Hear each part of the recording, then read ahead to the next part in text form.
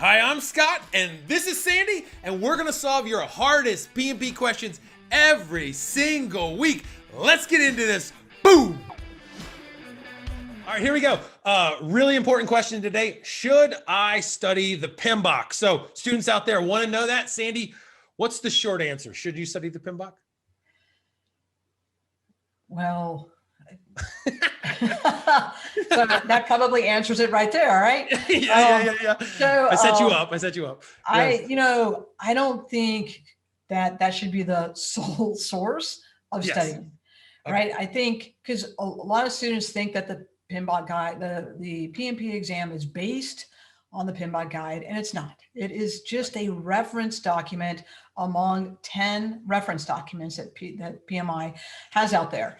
So I think it is a great book to go in and understand the different processes, where they fit into the knowledge areas, right? It breaks it down so you see what the inputs, tools and techniques and outputs are, right? And in a lot of cases, it gives you a really good description of what those tools and techniques are, how you use them, that kind of thing. Some areas are a little vague, so you might have to find other references. But I think it's a great reference book to go back, and if you don't understand something that you're studying, go look at it. I don't think you should read the PMBOK guide from cover to cover. I think, it's 750 pages. There's really about 450 pages, 400 pages that are the actual content, that shows you the knowledge areas, process groups, all of that. And then I also recommend looking at the glossary and understanding what's in there, because a lot of times there's questions on the exam that have answers with kind of bogus words in there that they aren't familiar terms. Yes. And if you're sort of familiar with what's in the glossary, you can hopefully eliminate some answers, because you're like, I don't know what that term is. I've never seen it before, kind of thing. But to answer your question, should I study the PMBOK guide? I don't think you should study it. I think you should use it as a reference, just the way it's intended to be used. I would concur. Like, obviously that's why we work together. And so, yes, I would agree. And then you mentioned one thing that's going to freak people out. They're going to go like, oh my gosh, the PMP is not based off the PMBOK, and it's based off 10 references. Should I go buy all 10 references? So based on that, what's your answer? I think I know your answer, but what's your answer to that one? Well, there are, to be honest with you, I don't even have those 10 references. I know. We've talked about this. Yes. Right. I have 2 of them. I have the PMBOK guide, right? And every time it comes out, I always get the PMBOK guide. So I'm updated on the way PMI, what their philosophy is, how they think about things. And there's the Agile practice guide. And I think both of them you can get those for free if you're a PMI.org member. I'm not pushing you in that direction. There are benefits to being a member. So you can get them for free. If not, you can purchase them, or, you can borrow it from a friend. Those are 2 good references. If you have the time and the money and you want to buy those other references, by all means do that. I'm not so sure that they're going to provide you a whole lot of more additional information from what you're going to get from Scott's materials and from the PMBOK guide and the Agile practice guide.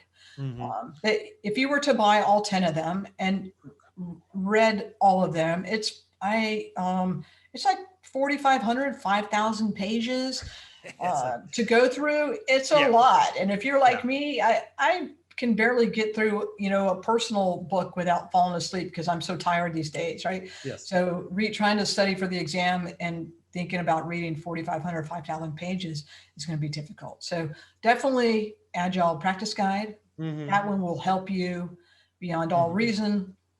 And then if you can get your hands on the PMBOK guide to be able to reference it if you have questions and stuff, I think those 2 are the key ones. Agreed, 100%. And so that discerns for people like, hey, you don't need to buy all 10 books or need to know what all 10 books are.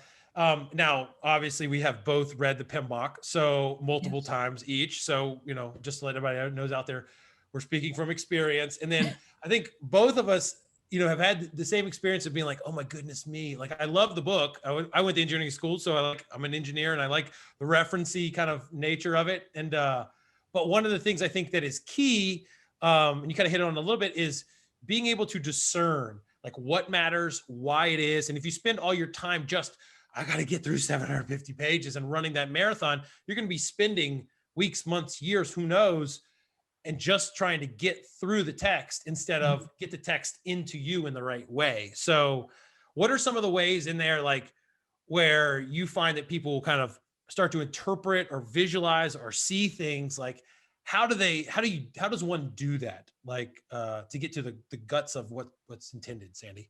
What do you think? I mean, the PMBOK guide is really good in the sense, like I'm a visual learner. I'm tactile, right? Yeah. Touching the book is not going to help me pass. But the other thing is I'm a visual learner, right? So the PMBOK guide has a lot of really nice tables, visuals. They have some examples in there. If you're somebody who, if you're trying to think about how a process works, then you can see, a visual of here's the inputs, tools and techniques, outputs, here's where they come from, here's where they go. So I think the book is really good at providing visual aids for people who when they look at things, they retain it much easier.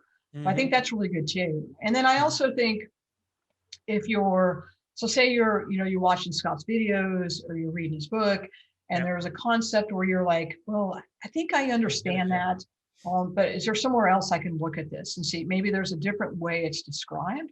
Then I think the PMBOK guide is really good at that too, right? 100%. They might have a visual or an explanation or something that's just a tad bit different, right? Yes. In their description or something like that, I think that's really helpful too. I agree. And like, as you're going through that with the IDOs, one of the things that I'm worried about in version 7 of the PMBOK, they're coming out later in the year, is that I think that the IDOs and stuff go away. We don't, yeah. And so I think there's danger in that, because I think from a learning tool and having like a structure, I think there's utility and, benefit to being able to say, okay, there's a specific process. It's control cost. Sweet. So and one of the things like that you're kind of saying is like, hey, understand and push through. I agree 100%. And that's how I learned as well, teach myself and stuff, is to look at that process and like not worry about like, oh, I got 77 pages more to read. It's like, hey, let's just look at that actual IDO and say, what are we trying to produce? Like, why are we doing this? What are we producing? And how does that make any sense? And then if you can like discern that and be like, oh, well, yeah, we need to understand like our information as far as like what our actual results are. We need to forecast out. We need to have potential change requests. Oh, okay, because we might learn something and have an adjustment that needs to be made. Okay. And then you go backwards and you say like, well, how would we get to that point? And you're kind of like going back, and you say, well, I might need to do some type of analysis. Like, what kind of analysis? Oh, I might need to like look at like where we were versus where we are, where we should be, variance analysis, et cetera, et cetera. Like, and then you're like, oh, then you essentially start to write it. It's almost like Mad Libs or something like that. You're like, you could like walk yourself into it, where if you just read it, you steal that opportunity from yourself. Like, but if you can walk backwards, you can start like, you have training wheels for like cementing things. And you can start asking questions like, why? Sure. Yeah. Why do they have that in there? I don't understand. Or why is this not in there? Yeah. Sure. So do you think it's possible to pass the PMP without looking at the PMBOK ever? Oh, definitely. Okay. Yes. So to be honest with you, I mean, I know the PMBOK guide pretty much in and out. There's some areas, like every once in a while, I'll get a question from a student and I'll be like, huh. I don't know. That question. And I go, and I'm like, is that in the PMBOK guide? And I'll go look at it and I'm like, well, shoot, it's in the PMBOK, right? Yeah, so I know it for the most part. Some minor things in there I may not know, but I did not study the PMBOK guide when I studied for the exam. I think I had it there, and if there was something like, if I wanted to look up how does PMI, what's their definition of a project manager, then I would look it up there, right, and make sure that it was consistent with the materials I was studying, that kind of thing. But yeah, you don't have to study the PMBOK guide to pass the exam. Like like we've said, it's a reference. Right? A lot of the materials, like Scott's materials, cover just about everything that's in there, the pertinent information that you would need to pass the exam. So yeah, I agree. You don't need to study the PMBOK guide. Yeah, you don't. And then like some people are actually like somebody's calling me. I think they passed. That's good. And so I hope she passed. And so one thing, some people are like, I just got to crack it open to see what's in there. Not a problem. Just crack it open, go in there, maybe go through Sandy's sleep experiment and read like the first 50 pages and see if you can make it through.